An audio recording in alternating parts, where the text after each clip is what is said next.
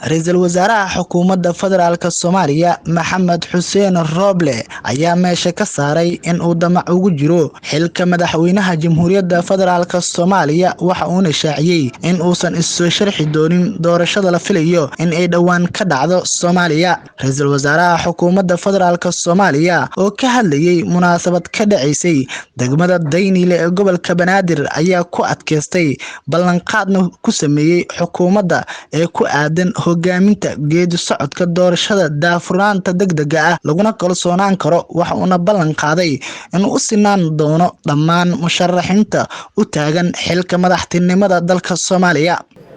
dadka Muqdisho waa halbowlihii dalka, iyaga ayaa mas'uuliyadda ugu badan ee dalka ay ku soo dhacaysaa maadaama aan joogno dhammaanteen magaalada madaxdii dalka.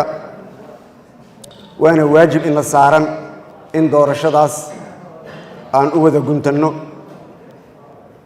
oo aan daadihino. aniga ka ra'iisul wasaare ahaanna xaqiiqdii maanta hortiina ka ballan qaadaya waxaan rabaa si cadaalad iyo hufnaan iyo alla ka cabsi leh inaan u fuliyo doorashadaas. waxaan tusaale u soo qaadanayaa saaxiibka iga horreeya ex ra'iisul wasaare xasan cali khayre oo musharax ah iyo madaxweyne farmaajo hadday tartamayaan waa ii sinaanayaan.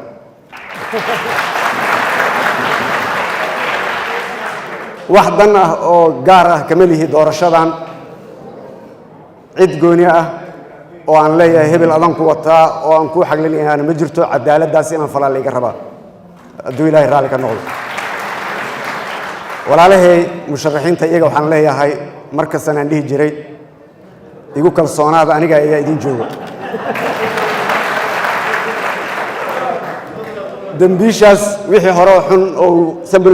Ra'iisul Wasaaraha Xukuumadda Federaalka Soomaaliya Maxamed Xuseen Roble ayaa dhawaan la wareegay hogaaminta doorashada dalka wuxuuna kadib qaatay tallaabooyin dhowr ah oo muujinaya in uu dhexdhexaad ka yahay arrimaha doorashooyinka ee ka jira dalka. inkastoo weli ay jiraan walaac laga qabo villa Soomaaliya in ay farangelin ku hayso arrimaha doorashooyinka ka jira Soomaaliya. Ibraahim Maxamuud Qaasin, Radio TV-ga Asal, Muqdisho.